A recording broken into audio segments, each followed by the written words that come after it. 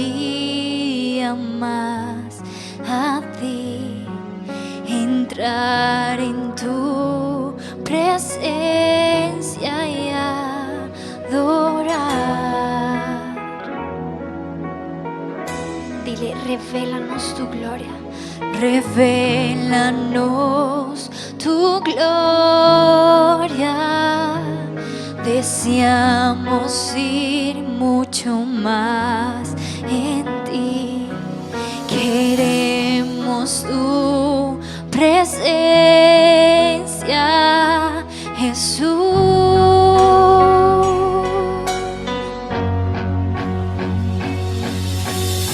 Al que está sentado en el trono, al que vive para siempre y siempre, sea la gloria, sea la honra y el poder, sea la gloria, sea la honra y el poder.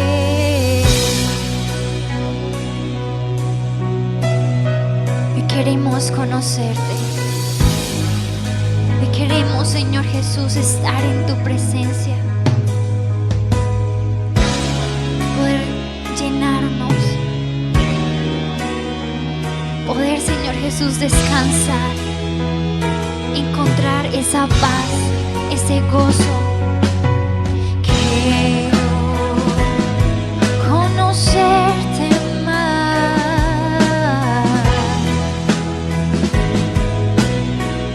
encontrar ese amor, Señor. Santo, santo eres tú, Señor. Dile, quiero conocerte. Quiero conocerte cada día más a ti, entrar en tu presencia y adorar.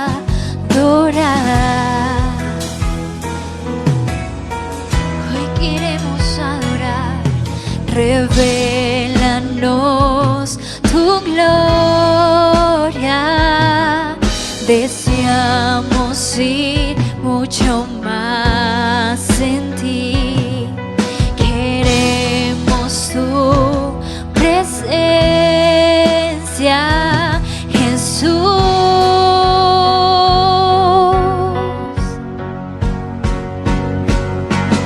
Al que está sentado en el trono, al que vive para siempre y siempre, sea la gloria, sea la honra y el poder, sea la gloria, sea la honra y el poder.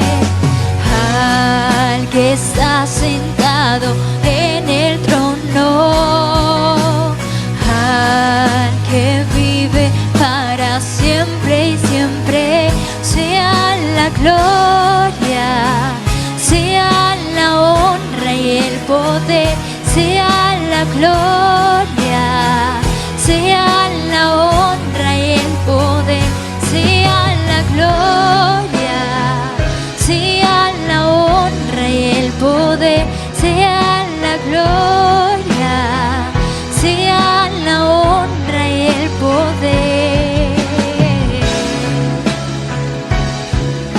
A ti, Señor, sea toda la gloria. A ti, Padre, sea toda la honra. Santo eres tú, Dios.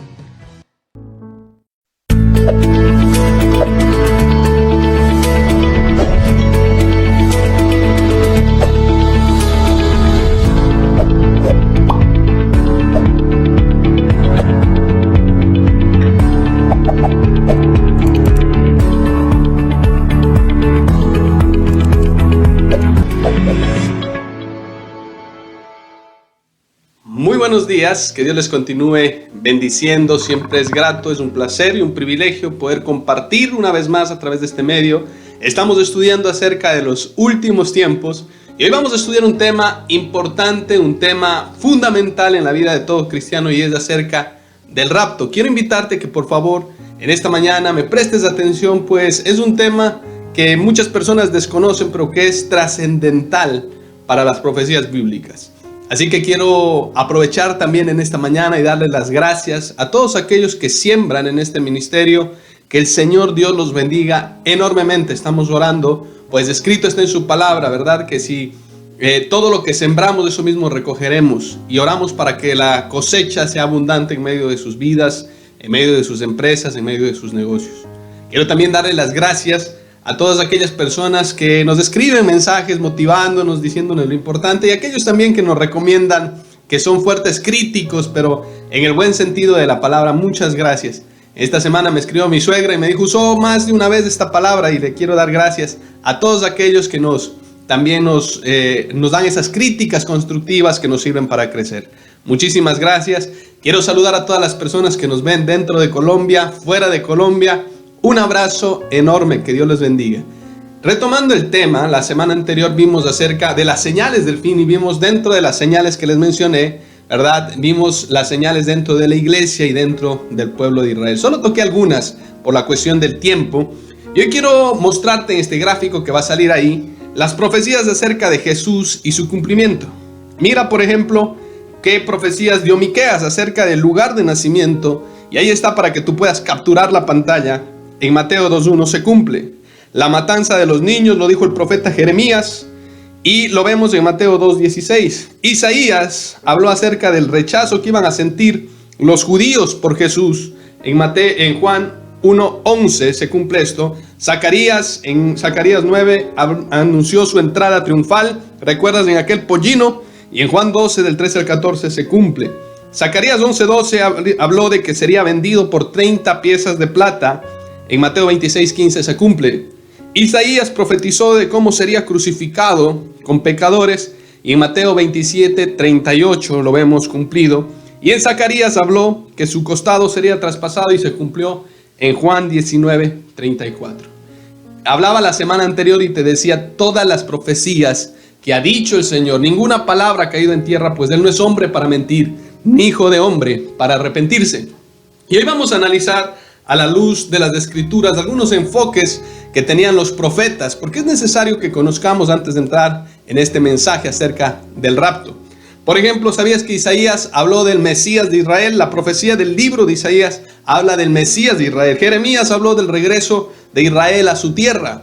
También está Ezequiel, que habló de la restauración, del milenio, habló del tiempo restaurado. Daniel profetizó acerca de los gentiles y del anticristo. Si tú quieres entender la profecía acerca de ellos, ya sabes cómo leer, qué enfoque tenía cada uno. Y Zacarías habló de los eventos de la segunda venida de Cristo, habló del anticristo, del Armagedón, la conversión de Israel a Cristo. También habló acerca del regreso de Cristo al Monte de los Olivos, de la prosperidad y la paz de Jerusalén, y habló de la fiesta de los tabernáculos. Todas estas profecías se enlazan en la persona de Cristo. Y es interesante ver esto, porque cuando entendemos, podemos ver aquí en esta pequeña imagen que quiero ponerte acerca del ministerio según el bosquejo de la profecía de Isaías 61 del 1 al 3. Es interesante porque dice lo siguiente la palabra del Señor: el Espíritu Santo, el Espíritu de Jehová, el Señor está sobre mí, porque me ungió Jehová, me ha enviado a predicar las buenas nuevas. ¿Sí ves lo que dice ahí? A los abatidos, a vendar a los quebrantados de corazón, a publicar libertad a los cautivos y a los presos, apertura de la cárcel. Esta parte de la profecía de Isaías 61 se cumple en los 3 años y medio que el Mesías estuvo en esta tierra. Pero la segunda parte de esta profecía dice: a proclamar el año de la buena voluntad de Jehová y el día de la venganza de nuestro Dios. Este es el tiempo de la iglesia.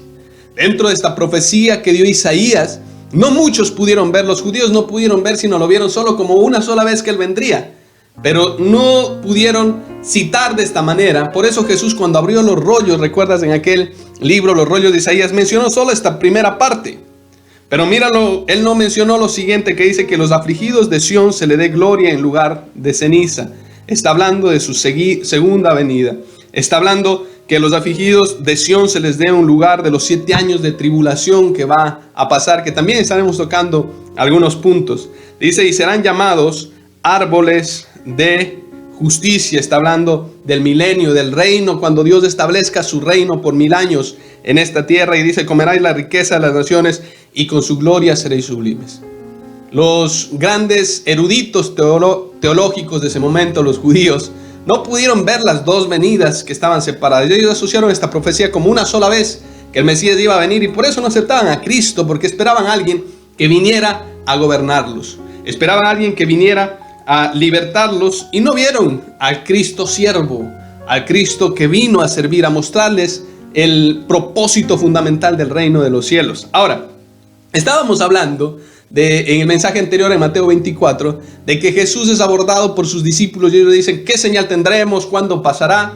Y él habla de las señales, que lo vimos, puedes verlo en el mensaje anterior. Pero esto comenzó en el año 70 después de Cristo, te decía. Ocurrió cuando pasó la destrucción del templo. Te mencioné un poquito de esto, ¿verdad? Y va hasta la época que vivimos, es decir, se tienen que cumplir las 70 semanas de Daniel. Ya se han cumplido 69, y la semana 70 se verá en los años de la tribulación. Es decir, 3 años y medio ocurrirá la tribulación, y los 3 años y medio, dividida por la desolación o por la abominación desoladora, como muchos lo dicen, ocurrirá la gran tribulación. Y el tema que hoy tocaremos es acerca del rapto de la iglesia. Hay que diferenciar entre el rapto y la segunda venida de Cristo. Es muy importante, y lo vamos a ir viendo y vamos a ir resaltando aquí. Y esta profecía se cumple en Mateo 24, 27. Es lo que estamos esperando como iglesia, la novia de Cristo, que Él venga por nosotros. Dice: porque como relámpago que sale del oriente y se muestra hasta el occidente, así también será la venida del Hijo del Hombre. Porque donde quiera que estuviera el cuerpo muerto, allí se juntarán las águilas. E inmediatamente después de la tribulación de aquellos días, el sol se oscurecerá y la luna no dará su resplandor, y las estrellas caerán en el cielo, y las potencias de los cielos serán conmovidas. Entonces aparecerá la señal del Hijo del Hombre en el cielo, y entonces lamentarán todas las tribus de la tierra, y verán al Hijo del Hombre viniendo sobre las nubes del cielo con poder y gran gloria, y enviará a sus ángeles con gran voz de trompeta, y juntará a sus escogidos de los 4 vientos, desde un extremo del cielo hasta el otro. Este discurso que está hablando aquí Jesús, te lo quiero poner en la siguiente imagen. Está hablando del tiempo de la iglesia. Ahí puedes ver la destrucción del templo, el tiempo de la iglesia, y luego viene el rapto, el siguiente acto, cuando después del tiempo de la iglesia que estamos viviéndola ya hoy, va a ser el rapto, y de eso vamos a tocar el día de hoy. También puedes ver la tribulación, que dura 7 años.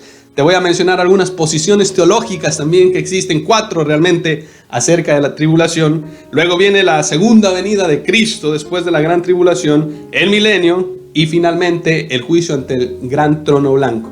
Y estaré tocando algunos de los puntos, así que por favor no te pierdas este mensaje, que estoy seguro te apasionará al conocer más de nuestro amado, y que cómo lo estamos esperando como una iglesia, preparados, apercibidos, listos, anhelando su llegada.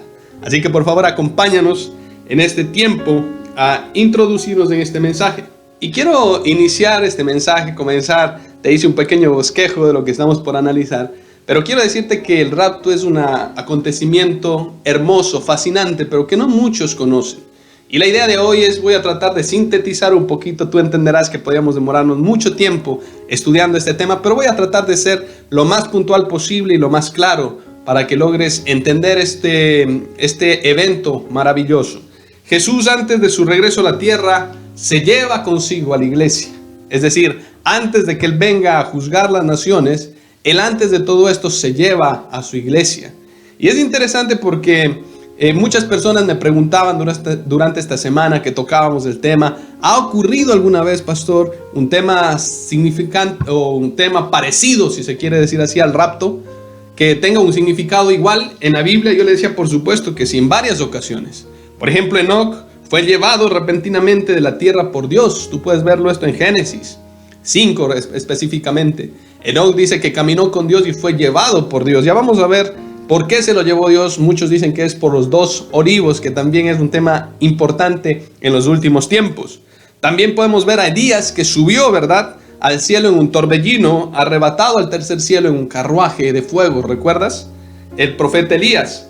También Felipe fue arrebatado momentáneamente, fue trasladado de un lugar, ¿recuerdas?, hacia otro lugar. Otro ejemplo es Pablo, que fue arrebatado al tercer cielo.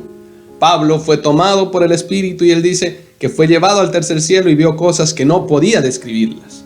Y el otro ejemplo es Jesús en la ascensión. ¿Recuerdas Cristo cómo delante de los ojos de sus discípulos asciende al cielo y les da las últimas instrucciones?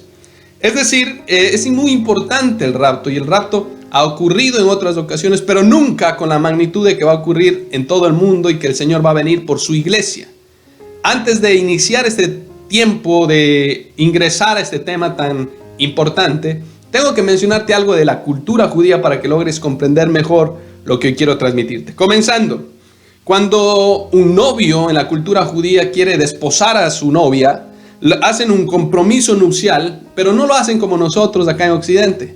Muchas veces seguramente has visto que cuando uno quiere proponer el matrimonio a su pareja, uno se arrodilla, abre la cajita de su argolla, de su anillo y le ofrece matrimonio. Otros son un poco más, ¿verdad?, creativos al pedir el matrimonio. Otros lo hacen en medio del pastel, otros lo hacen en medio de una cena, otros lo hacen en un estadio lleno. Y sin importar siempre el significado, es el anillo. Y es interesante porque en la cultura judía no es así. En la cultura judía, cuando un novio quería desposar a su novia, iba y hablaban con los padres y él comenzaba a construir una casa para ella. Muchas veces lo hacía de hecho en los terrenos de su padre. En la parte de atrás o a un costado el padre le daba una porción a su hijo y le decía: comienza a construir ahí la casa. Obviamente tú sabes que él iba a prometer construir una casa para tener a su novia. Y Juan 13, del 1 al 3 dice: mire, no dejen que el corazón se les llene de angustia, confíen en Dios y confíen también en mí. En el hogar de mi Padre hay un lugar más que suficiente. Si no fuera así, ¿acaso les habría dicho que voy a prepararles el lugar? Cuando todo esté listo, volveré para llevarlos, para que siempre estén conmigo donde yo estoy. De la misma manera, en este momento Jesús está construyendo una morada para nosotros. Es muy importante este versículo porque cuando comprendemos la trascendencia judía, podemos entender que lo que el Señor está diciendo es: son mi novia, voy a ir a la casa de mi Padre, voy a construir morada para ustedes. El mismo compromiso nupcial que hacía un joven que quería desposar a su novia. Lo que el Señor está haciendo es construir moradas. Ojo con esto. El muchacho que estaba por casarse iba y le preguntaba a su papá si ya podía hacerlo. Le decía: ¿cómo ves este compromiso? ¿Tú crees que ya está bien la casa? Y si el padre decía, por ejemplo: no, creo que deberías construir una habitación más, yo considero que deberías pintar mejor este lugar o estucar mejor las paredes, entonces el joven tenía que hacerlo, y el visto bueno de cuándo era el tiempo lo daba el Padre. De igual manera con Jesucristo, Él va a dar el visto bueno, el Señor Dios va a darle el visto bueno a su Hijo Jesucristo para que venga por nosotros la iglesia, la novia. Y no te estoy hablando de denominaciones. Él va a venir por una iglesia, dice la palabra del Señor, sin mancha y sin arruga. Ahora, es interesante porque ¿qué pasaba con la novia? La novia tenía que seguir ocupándose, aprendiendo, ¿verdad? Tenía que seguir en la cosecha ayudando a sus padres. Es decir, la novia seguía preparándose normalmente mientras llegaba el novio a desposarla. Es curioso porque cuando hablamos de señales de los últimos tiempos, quiero ponerte la siguiente imagen para que logremos captar en una línea de tiempo lo que hoy quiero compartirte. En esta línea del tiempo puedes ver la muerte y la resurrección de Cristo. Luego el tiempo de la iglesia, que es el tiempo donde estamos. No quise hacerlo del Antiguo Testamento porque no cabría en la diapositiva. Pero mira, viene el tiempo de la iglesia y el acto siguiente es el rapto de Cristo en las nubes. Luego vemos el tribunal Bema. Mientras está ocurriendo el tribunal Bema, que ya vamos a estudiarlo hoy qué es, abajo va a estar comenzando la tribulación, que se divide en dos etapas, como viste o ya hablamos anteriormente. Luego la segunda venida de Cristo, el milenio, el juicio final y el lago de fuego o el infierno. Es interesante esto porque muchas personas hablan del rapto y confunden con la segunda venida del Señor. Pero si tú puedes ver en este gráfico, son dos eventos totalmente diferentes. También para poder entender o explicar mejor, tenemos que entender tres tipos de personas que menciona la Biblia, o tres tipos de grupos de gente que menciona la Biblia. Los primeros son los gentiles, y vienen desde Adán hasta el fin de los días Y antes de Abraham todas las personas eran gentiles, porque recuerdas que en Abraham establece una nación el Señor. Los gentiles son todos aquellos que no son judíos. Por eso cuando Pablo habla a los gentiles, nos está hablando a todos los que no son judíos. Griegos, ahí entramos todos los que no somos judíos. Están los judíos, que son los descendientes de Abraham hasta el fin de los días, es decir, el Dios de Abraham, de Isaac, de Jacob, las 12 tribus de Israel. Ellos son el pueblo judío. Es muy curioso porque hay mandamientos en la Biblia que son establecidos para el pueblo judío específicamente, no para nosotros los gentiles. Y por eso era la lucha que tenía Pablo con algunas personas que querían judaizar la iglesia. Y Pablo les está diciendo, no hagan tal cosa porque ustedes no son judíos, ustedes son gentiles. Pero por gracia somos salvos por medio de la fe y esto no es de nosotros, pues es un don de Dios. Ellos querían circuncidarse, ellos querían hacer muchas cosas que eran costumbres judías para que las personas fueran salvas. Y Pablo le dice un momento, no, el evangelio que yo vengo a compartirles o lo que Dios quiso hacer es también cumpliendo la profecía y la promesa que Dios le hizo en Génesis 12 a Abraham, que dijo, en ti serán benditas todas las naciones de la tierra. Es muy importante. Entonces vemos que están los gentiles, vemos que están los judíos, pero también aparece la iglesia, que es otro grupo. Y la iglesia puede estar conformada por judíos y por gentiles. Yo creo que hasta aquí está claro, ¿verdad? La iglesia puede estar conformada por gentiles y por judíos que han sido rescatados por Cristo, que hemos aceptado a Jesús como nuestro Señor y como nuestro Salvador. ¿Cuándo empieza el tiempo de la iglesia? El tiempo de la iglesia inicia en Hechos 2, en Pentecostés. Tú puedes verlo ahí y va pues hasta nuestros días, hasta el día que el Señor venga a raptar la iglesia. Ya vamos a ver por qué se le dice así. Es muy importante mencionar varias posiciones acerca del rapto también. Y Pablo tiene una posición importante antes de la segunda venida del Señor. Pablo en segunda de Tesalonicenses 2, del 1 al 12, te lo voy a dejar de tarea. Pablo enseña que la iglesia será raptada antes de que venga el anticristo y la tribulación. Y aquí es donde entran 4 posiciones, si se quiere mencionar así, de la tribulación, que nada más voy a mencionarla porque es otro tema sumamente extenso. Pero hay la pretribulación, que es la que Pablo dice, y es decir, yo no voy a estar aquí cuando ocurra la tribulación. Al final te diré cuál posición es por la que yo me inclino. Pero lo que está diciendo Pablo es, cuando el Señor rapte la iglesia y comience la tribulación, la iglesia ya no va a estar en la tribulación. Hay otra posición que es la media tribulación, es decir, muchos dicen, y todos tienen verdades bíblicas, y otros dicen, estaré aquí solo en los 3 años y medio, es decir, cuando el enemigo, el anticristo, comience a gobernar y coloque paz en medio de la tribulación. Entonces los 3 primeros años Él se va a mostrar como Cristo, va a volver a pedir sacrificios en el templo, se sentará en el trono de Dios, y Él va a volver a ofrecer sacrificios, y muchos dicen, la iglesia estará los 3 años y medio. Hay la preira también, que es, yo estaré en algún momento de la tribulación y el final. Es decir, yo puedo estar en la segunda parte de la tribulación, o puedo estar solo en la primera parte. Yo no estaré en alguna de las dos tengo que estar, pero no en las dos.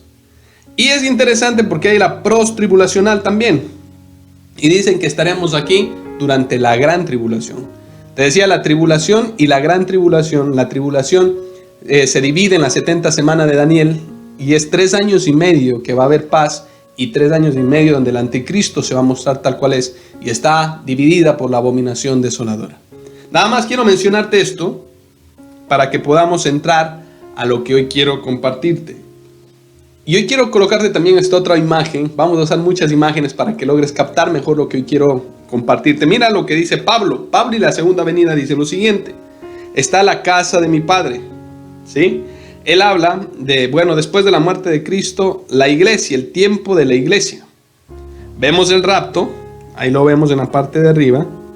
Luego vemos los 7 años de tribulación dividido en 3 años y medio, y luego la gran tribulación, que habla segunda de Tesalonicenses 2 del 8 al 10. Recuerda que estamos viendo segunda de Tesalonicenses 2. Luego el día cuando vuelve el Señor, o la segunda venida, ¿sí? Que Cristo vendrá ya no como siervo sino como juez. Y luego el milenio y los futuros edades o los futuros años. Es muy importante esto porque Pablo ve de esta manera la gran tribulación. Entonces, mientras en el cielo estamos siendo arrebatados, quiero mostrarte algunas ocasiones o algunos principios, algunos acontecimientos que van a ocurrir durante el rapto de la iglesia. Quiero hoy tocar el primer evento que menciona en el rapto. El primer evento es que el Señor mismo va a descender de la casa de su Padre por la iglesia. Juan 14, del 1 al 3, menciona esto, y Primera de Tesalonicenses 4, 16. Lo dice así, que el mismo Señor descenderá con voz, ¿verdad?, con la trompeta de Dios. Él vendrá otra vez para recibirnos. Él personalmente no va a enviar a nadie. Él va a venir a recibir a su iglesia. Dice que resucitarán aquellos que han dormido en Él. Si tú lees el versículo 14 y 15, dice que los que han muerto en Él, cuando habla de dormidos, los que han muerto en Cristo. ¿Qué quiere decir muertos en Cristo? Dice, los muertos resucitarán primero, y luego dice los muertos en Cristo. Hace una diferencia. Los muertos en Cristo son aquellos que han aceptado a Jesús y que murieron hasta que Él venga.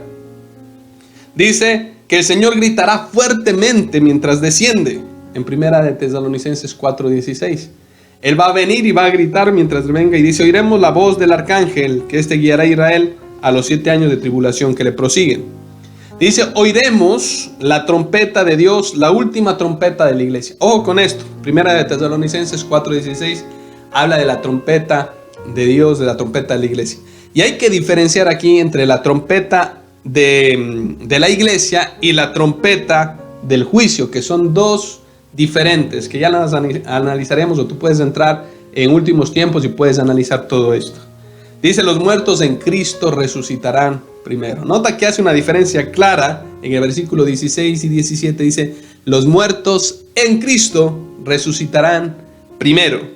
Los que vivamos, mientras Él llegue, si seguimos vivos y hemos aceptado a Jesús, dice, seremos transformados, seremos tomados juntos, llegaremos a las nubes y recibiremos al Señor en el aire.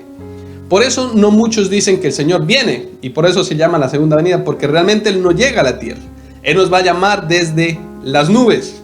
Ahora, Cristo nos recibirá Él mismo y nos llevará a la casa de su Padre. Qué hermoso es como el novio tomando a su esposa para desposarla.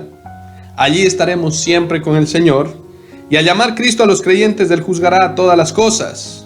Y los cristianos vamos a comparecer ante el tribunal de Cristo, que es el siguiente punto que hoy quiero tocar, porque está también dentro del rapto de la iglesia. Cuando el Señor rapte a la iglesia, tome a la iglesia y la quite de esta tierra, para que comience, ¿verdad?, la tribulación, mi posición, por lo que Pablo menciona, es esa, y yo también comparto. En varios estudios he tenido la bendición de poder tocar todas estas posiciones, pero yo creo que la iglesia no estará durante la tribulación, que la iglesia no estará durante el día de la ira, pues el Padre que nos ama, un Padre que ama, libra a sus hijos de la ira. Y es interesante porque el Señor tomará a la iglesia y la librará del día de la ira, del juicio que está establecido, de los momentos difíciles que está establecido para esta nación, y para que el pueblo de Dios realmente convierta su corazón y vea que es Cristo, y no que Cristo ya vino por primera vez, y se van a dar cuenta y van a desenmascarar al anticristo, y se levantarán los 144,000, y ocurrirá una serie de acontecimientos preciosos, y el Señor al final enviará sus 2 olivos como último método de rescate para su pueblo. Pero es muy hermoso estudiar este tema, pero es interesante porque quiero que entendamos algo, y es que el tribunal de Cristo, realmente la palabra griega es bema, y no es un tribunal de juicio. Ojo con esto, porque aquí yo sé que más de un cristiano va a entender esto, que cuando yo lo comprendí, mi corazón se llenó de gozo y de regocijo. El tribunal de Cristo es un tribunal bema, es decir, un tribunal que significa una plataforma elevada.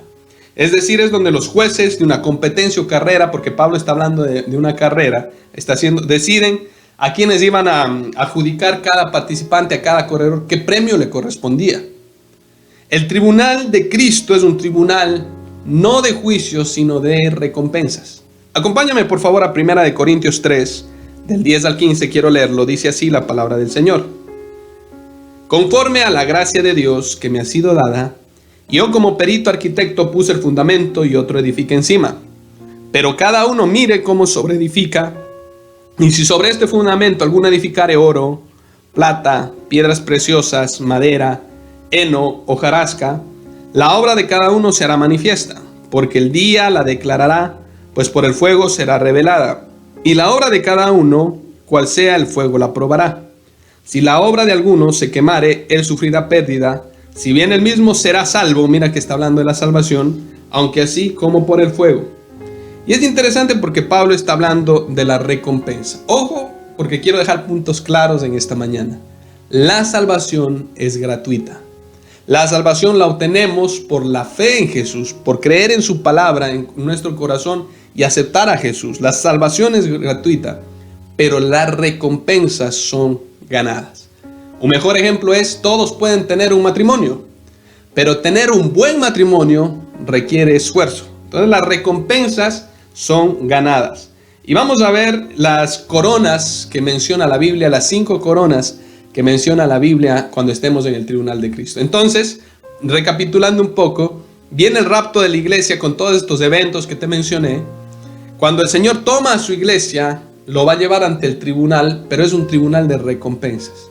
No tiene lógica, y piensa por un instante, no tiene lógica que el Señor diga, te perdono todos tus pecados, y luego te juzgue por tus pecados. No es lógico. Por eso no es un tribunal de juicio para el cristiano. Para el Hijo de Dios no hay tribunal de juicio, porque el Señor ya te perdonó, su sangre te limpió. Por lo tanto, va a haber un tribunal de recompensas donde todos vamos a estar. Y es curioso, porque aquí te quiero poner la imagen, para que veas mejor, el tribunal de Cristo, el Bema. Ahí puedes verlo. Estamos en el cielo ya hemos sido raptados, ¿verdad? Dice que vamos a pasar por el fuego, oro, plata y piedras preciosas, y el otro madera, heno y hojarasca, y rastrojo, ¿no? Y el Señor Jesús va a tener recompensas de los creyentes por sus obras. Ahí puedes ver cada uno de los pasajes. No voy a entrar en cada uno de los pasajes porque va a ser demasiado extenso, pero ahí puedes ver cada uno. Después vendrán las bodas del Cordero, eso es después, la gloriosa aparición, la segunda venida. Pero yo quiero que tú nos quedemos en las 5 coronas que están ahí, establecidas, para que entiendas por favor en esta hora. La primera corona que hoy quiero que estudiemos, de las que están apareciéndote ahí en pantalla, quiero tocar la corona de la vida. La corona de la vida la menciona Santiago 1:12 y dice, bienaventurado el varón que soporta la tentación, porque cuando haya resistido la prueba, recibirá la corona de vida que Dios ha prometido a los que le aman. Esta corona está reservada para aquellos que aman a Dios, es decir, para aquellos que se mantienen fieles a Dios y fieles hasta la muerte. Es muy interesante porque el ser fiel a Dios va a traer una recompensa, va a traer una corona delante del Señor. Apocalipsis 2:10 dice así, la corona de vida, y esta será dada a los que sean fieles hasta la muerte. Es muy interesante porque esta corona va a ser para la fidelidad de aquellos que han resistido, que han soportado la tentación, que se han apartado del mundo, pero que cuando estemos donde el Señor dirá, bien buen siervo fiel, sobre poco has sido fiel, sobre mucho te pondré. Hay otra corona que también menciona aquí y es la corona incorruptible. Y quiero que me acompañes a 1 Corintios 9, del 24 al 27. Dice así la palabra del Señor. ¿No sabéis que los que corren al estadio, todos a la verdad corren, pero solo uno se lleva el premio? Corred de tal manera que lo obtengáis. Todo aquel que lucha, de todo se abstiene. La fidelidad, ¿verdad? Que ya vimos. Ellos a la verdad para recibir una corona corruptible, pero nosotros una incorruptible. Así que yo de esta manera corro, no como a la aventura, de esta manera peleo, no como quien golpea al aire, sino que golpeo mi cuerpo y lo pongo en servidumbre, no sea que habiendo sido heraldo para otros, yo mismo venga a ser eliminado. Está hablando aquí Pablo de los premios que recibían los griegos. Yo tengo que decirte algo, y es, el ciudadano griego, nacido de padres griegos, podía acceder a este galardón. Si la persona no era hijo de griegos o de ciudadanos griegos, no podía competir. De igual manera, no puedes competir si no has nacido de nuevo, si no eres ciudadano del reino de los cielos, si no eres hijo de Dios. Es muy importante esto, porque estas coronas son para los hijos de Dios. Y esta corona es aquella corona que le da el Señor para el que se abstiene, para que se abstiene de las demás cosas que lo apartan de Dios. Por eso necesitamos negarnos a nosotros mismos, poner los ojos en Jesús, abstenernos, porque hay muchas cosas que se están viendo dentro de la iglesia. Y no hablo solo de la iglesia en donde te congregas, estoy hablando de la iglesia a nivel general. Pero nuestros ojos tienen que estar puestos en el autor y consumador de la fe, que es Jesucristo. Esta corona es para aquellos que se fortalecen en el Señor, para aquellos que son sacrificio vivo más allá de las dificultades, de los problemas, para aquellos que se mantienen a pesar de las trabas que puedan presentarse. La primera era para los fieles, esta segunda es para los que se abstienen del mundo, para los que se abstienen de las demás circunstancias y continúan hacia el Evangelio, para aquellos que perseveran. Esta corona incorruptible es hermosa. La tercera corona que vamos a ver es la corona de gozo. Y esta corona se adjudica a los que ganan almas. Si tú lees Primera de Tesalonicenses 2, del 19 al 20, dice: vosotros sois nuestra gloria y nuestro gozo.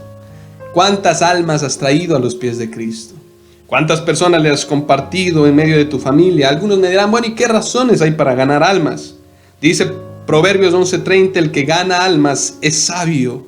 Todo creyente que gana almas es sabio, está construyendo una morada en el reino de los cielos, está haciendo tesoros en el cielo. También es importante ganar almas porque salvamos del pecado, los arrebatamos, ¿verdad? Del pecado, arrebatamos las almas, según lo que dice Santiago 5:20. También porque es ocasión de gran gozo, dice la palabra del Señor que en el cielo hay fiesta cuando un pecador se arrepiente. Es interesante porque nosotros necesitamos ganar almas y usted me dirá, ¿y cómo se gana almas para Cristo? Primero, dando testimonio con nuestra vida. Tenemos que ser de testimonio, somos cartas abiertas, decía alguien, en donde cualquiera puede leer. Tenemos que ser personas de testimonio. Y no solo testificar con nuestra vida, también testificar con nuestros labios que tenemos un Dios que ama y que perdona. Testificar con nuestros frutos, con las donaciones que hacemos, con las acciones que hacemos hacia nuestros semejantes. Es muy importante que tú hagas tesoros en el cielo. En esta semana estuve reunido con un grupo de personas y le decía, todos estamos trabajando y todos nos aferramos a los ladrillos y todos le pedimos al Señor, pero yo no he visto el primer entierro en el cual diga, yo me llevo este ladrillo porque es mío. ¿Es necesario? Por supuesto que sí. Pero les preguntaba a ellos, estás edificando, estás construyendo, pero ¿qué estás haciendo en el reino de los cielos? ¿Qué coronas estás forjando en el reino de los cielos? Dice el Señor, haced tesoros en el cielo donde la polilla ni el orín corrompen. Yo quiero invitarte en esta hora a que reflexiones. Si con todo el esfuerzo que haces para construir, para edificar en esta tierra, el lugar donde no vas a vivir, yo le decía, nadie construye donde no va a vivir. Uno edifica donde uno va a pasar la eternidad. ¿Qué estás haciendo por el reino de los cielos? Hay gente que Dios los ha llamado únicamente a sostener la obra de manera económica. Hay otros que Dios los ha llamado a sostener la obra con sus oraciones. Hay otros que el Señor los ha llamado a sostener la obra con su trabajo, con su sacrificio. Sin importar qué es lo que sea, a qué área Dios te haya llamado, quiero invitarte a que reflexiones qué estás haciendo, porque hay una corona para aquellos que lo hacen. La siguiente corona, la cuarta corona, es la corona de justicia. ¿Y para quién es esta corona de justicia? Dice la Biblia, para los que aman su venida. Para los que aman su venida, dice 2 de Timoteo 4:8. Ama su venida, deseas que el Señor venga, te estás preparando, porque aquel que ama se prepara, espera con calma, está percibido como las 10 vírgenes, ¿verdad? Pelea la buena batalla de la fe. Pablo dice, yo he peleado la buena batalla de la fe, me he esforzado, he acabado la carrera, he guardado la fe, dice. Esta es otra corona. Y por último, la quinta corona es la corona de gloria. Y aquí hay varias personas que entrarán en la corona de gloria y unos son los pastores fieles. Dice el versículo en 1 de Pedro 5, del 2 al 4, el versículo 4 dice la corona de gloria para aquel pastor que se ha mantenido firme en su palabra, que no se ha desviado tras otros argumentos, que no se ha vendido ante el poder monetario, que no se ha rendido delante del sistema, aún en contra de la voluntad del Señor. Amigo pastor, persona líder que me estás escuchando, hay una corona especial para ti. Persevera en el Señor. Nuestro trabajo no es en vano. El Señor tiene cuidado de nosotros. Otra persona también que me gusta dentro de esta es la corona de los vencedores. También se menciona. Apocalipsis 3 del 11 al 12. Y es muy importante porque también hay una corona para los mártires, que es esta misma corona de gozo. Apocalipsis 2:10 dice, séme fiel hasta la muerte y yo te daré la corona. es muy interesante porque esta corona de los mártires, mucha gente en diferentes lugares del mundo están llevando el evangelio a pesar de que van a morir. En estos días conocí a unos muchachos que se estaban preparando para ir a Corea y decían, sabemos que en el momento que crucemos la frontera no sabemos si volveremos, pero lo hacemos por causa del amor de Cristo. Y decía, qué pasión, qué hermoso hablar del evangelio del Señor hasta ese punto. Yo quiero que reflexiones en este momento. El Señor va a venir por una iglesia sin mancha y sin arruga. Él, sin lugar a dudas, te ha mostrado todas las profecías que se han cumplido y estoy seguro que estas también se van a cumplir. Va a haber el rapto de la iglesia. De hecho, muchos dicen que ya Hollywood nos está preparando para esta situación, que están hablando de los extraterrestres y todo, y cuando la iglesia sea tomada, muchos dirán, no es que se fueron, nos quitaron, ¿verdad? Para que nosotros podamos continuar. Pero la Biblia tiene que cumplirse a su cabalidad y estoy seguro que el Señor vendrá por una novia sin mancha y sin arruga. La pregunta es, ¿qué estás edificando en el reino de los cielos? Quiero dejarte con esta incógnita porque habrán coronas, 5 coronas que tuviste. ¿En qué grupo, qué coronas estás recibiendo ahí? Y quiero culminar este mensaje contándote la siguiente historia. Alguien contó esta alegoría que me parece extraordinaria para este momento. Un día estaban ya en el tribunal de Cristo, en el tribunal de recompensas, y de pronto se acercó un pastor muy conocido y dijo, estaba ahí esperando, y habían diferentes coronas, pero había una hermosa, una grande, una gigantesca que estaba ahí en el atrio, y él veía como poco a poco las coronas el Señor las iba repartiendo, y él esperaba su turno y dijo, de seguro para mí es la corona más grande. Estoy convencido porque yo he ganado muchas almas, muchas más que todas estas personas que están aquí, y estaba feliz esperando su turno. Cuando lo llamaron, él pasó orgulloso de recibir su corona, contento de recibir su corona, y le pasaron una corona normal. Entonces él se fue hacia su lugar con su corona, y mientras esperaba dijo, la corona que viene, esa corona tiene que ser para alguien realmente grandioso, para alguien, pero yo no conozco en la tierra a alguien que haya hecho más la obra y se haya sacrificado más por Dios que yo. De pronto pasó una ancianita y él la reconoció. Era una viejecita que estaba en la iglesia constantemente, él la conocía. Y cuando pasó, le pasaron a ella esa corona tan grande.